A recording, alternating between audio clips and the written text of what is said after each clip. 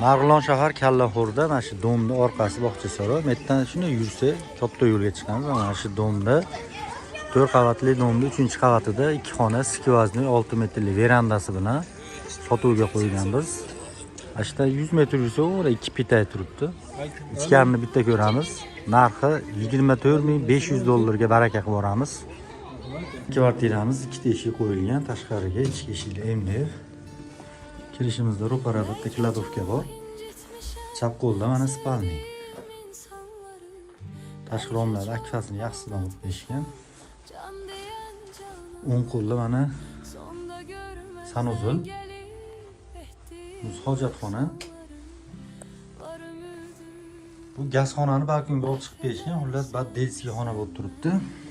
Mana yerda mana zali ham bor. Zali katta. Mana balkon 6 metrli veranda. Shuni yarmini oshxona qilib berishgan. Gazni ko'ryapsizlar. Nakatsas. Mana 2 damas ketyapti. Marg'ilon shahar Kallaxo'rda 2 pitaydi yonida yo'lda bo'yida 4 etajga domda 3-etaji. 2 xona skvozli 3 xona qilingan. 85 kvadrat tepasida.